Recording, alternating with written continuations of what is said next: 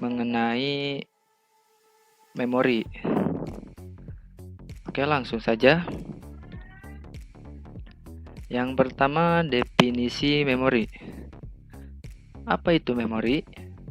Menurut Wikipedia, memori atau lebih tepat disebut memori fisik merupakan istilah generik yang merujuk pada media penyimpanan data sementara pada komputer. Setiap program dan data yang sedang diproses oleh prosesor akan disimpan di dalam memori fisik. Data yang disimpan di dalam memori fisik bersifat sementara, karena data yang disimpan di dalamnya akan tersimpan selama komputer tersebut masih dialiri daya. Dengan kata lain, dia akan kehilangan data jika tidak dialiri listrik. Oke, kemudian ada jenis-jenis memori. Untuk jenis-jenis memori, yang pertama ada register prosesor. Kemudian ada RAM. Di sini RAM dibagi menjadi dua lagi. Yang pertama ada SRAM atau RAM statis. Yang kedua ada DRAM atau RAM dinamis. Kemudian ada ROM. Dan kemudian ada floppy disk. Untuk floppy disk dibagi menjadi dua lagi. Yang pertama ada magnetis, kemudian ada optik. Nanti kita akan jelaskan satu persatu. Oke, yang pertama untuk register prosesor. Dalam arsitektur komputer adalah sejumlah kecil memori komputer yang bekerja dengan kecepatan sangat tinggi. Register prosesor berdiri pada tingkat tertinggi dalam hierarki memori. Ini berarti bahwa kecepatannya adalah yang paling cepat, kapasitasnya adalah paling kecil, dan harga tiap bitnya adalah paling tinggi. Register juga digunakan sebagai cara yang paling cepat dalam sistem komputer untuk melakukan manipulasi data. Kemudian ada, kita lanjut, kemudian ada RAM. RAM atau Random Access Memory, atau dalam bahasa Indonesia, memori akses acak, adalah kumpulan sebuah tipe penyimpanan komputer yang isinya dapat diakses dalam waktu yang tetap, tidak memperdulikan letak data tersebut. Ini berlawanan dengan alat memori urut seperti hard disk, tape magnetik, dan lain-lain. Di sini ada dua jenis RAM. Yang pertama ada SRAM atau cache memory. Yang kedua ada DRAM atau dalam bahasa Indonesianya memori fisik.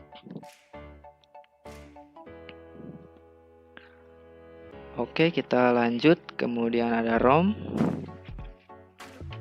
ROM atau read only memory atau dalam bahasa Indonesianya memori hanya baca, adalah istilah untuk media penyimpanan data pada komputer. ROM ini adalah sebuah memori yang ada di dalam komputer. ROM ini sifatnya permanen. Artinya, program atau data yang disimpan di dalam ROM ini tidak mudah hilang atau berubah walau aliran listrik dimatikan. Jadi si ROM ini datanya akan tetap ada walaupun dia tidak dialiri listrik. Contoh dari ROM ini adalah BIOS. Jadi walaupun kita mematikan komputer, si data-data dalam BIOS tersebut tidak akan hilang. Kemudian ada floppy disk, atau dalam bahasa Indonesia disebut cakram floppy. Adalah media diska penyimpanan terdiri dari media penyimpanan magnetis tipis dan fleksibel. Untuk floppy disk dibagi menjadi dua, ada yang magnetis, ada yang optik. Oke, kita lanjut ke slide berikutnya. Kemudian ada karakteristik sistem memori. Untuk karakteristik sistem memori, terdapat 7 karakteristik sistem memori komputer. Yang pertama berdasarkan lokasi, kemudian kedua kapasitas, ketiga kecepatan transfer, keempat metode akses, kelima kinerja, keenam tipe fisik, dan yang terakhir karakter fisik. Oke, kita jelaskan satu persatu. Yang pertama berdasarkan lokasi. Ada 3 lokasi keberadaan memori dalam sistem komputer. Yang pertama ada lokasi CPU, yang kedua ada internal, kemudian ada eksternal. Yang lokasi di CPU, memori ini built-in, berada di dalam CPU, artinya memori ini tertanam di dalam PCB suatu komputer. Contoh dari memori ini adalah memori register. Kemudian berdasarkan lokasi yang kedua ada lokasi internal. Memori ini berada di luar chip prosesor, tetapi bersifat internal terhadap sistem komputer dan diperlukan oleh CPU untuk proses eksekusi. Dan contoh dari memori internal ini adalah RAM. Kemudian lokasi eksternal. Memori ini bersifat eksternal terhadap sistem komputer dan tentu saja berada di luar CPU. Dan contoh dari memori eksternal ini adalah hard disk atau penyimpanan disk lainnya. Oke, setelah lokasi yaitu ada kapasitas. Untuk karakteristik berdasarkan kapasitas memori internal maupun eksternal biasanya dinyatakan dalam bentuk byte, di mana 1 byte itu sama dengan 8 bit atau binary digit. Jadi 1 byte itu sama dengan 8 binary digit atau word. Untuk jumlah word, panjang word umumnya 8, 16, 32 bit. Kemudian setelah kapasitas ada kecepatan transfer. Untuk kecepatan transfer ada word sama block. Untuk word merupakan satuan alami organisasi memori. Ukuran word biasanya sama dengan jumlah bit. Kemudian untuk block adalah jumlah bit yang dibaca atau dituliskan ke dalam memori pada suatu saat. Kemudian ada metode akses, terdapat 4 metode akses. Yang pertama ada sequential access, kemudian direct access, kemudian random access, dan yang terakhir associative access. Dan selanjutnya ada kinerja.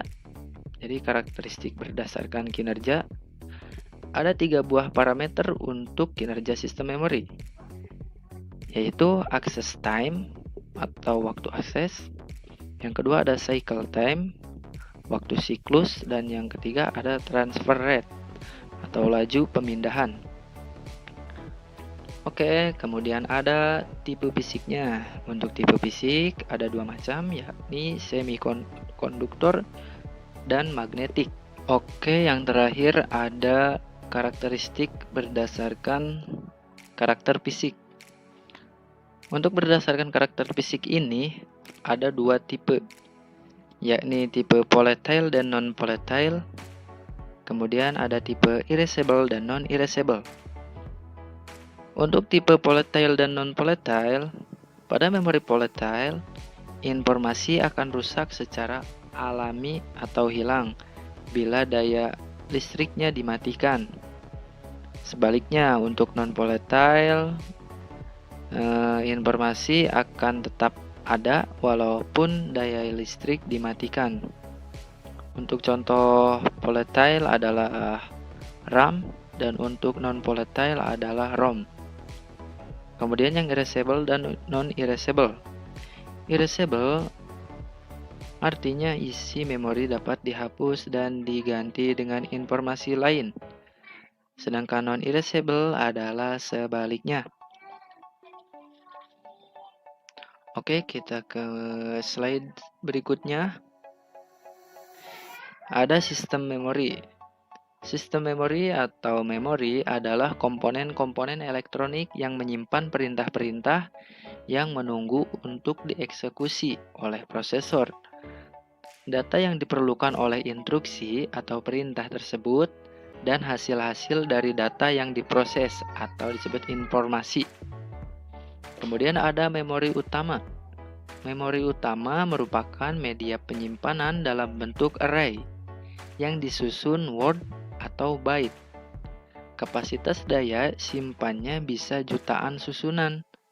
Setiap word atau byte mempunyai alamat tersendiri. Data yang disimpan pada memori utama ini bersifat volatile. Artinya data akan hilang jika tidak mendapatkan daya. Oke, kita lanjut ke slide berikutnya. Ada hierarki memori pada komputer. Apa sih itu hierarki? Hierarki memori atau dalam bahasa Inggris memory hierarchy dalam arsitektur komputer adalah sebuah pedoman yang digunakan oleh para perancang demi menyetarakan kapasitas, waktu akses, dan harga memori. Secara umum, hierarki memori terdapat dua macam, yakni hierarki memori tradisional dan hierarki memori kontemporer. Untuk hierarki memori itu sendiri memiliki 3 tingkatan. Sebenarnya banyak, tapi di sini ada 3 garis besar ada secara garis besarnya ada tingkatan hierarki memori pada komputer. Yang pertama ada physical register, yang kedua ada primary memory, yang ketiga ada secondary memory.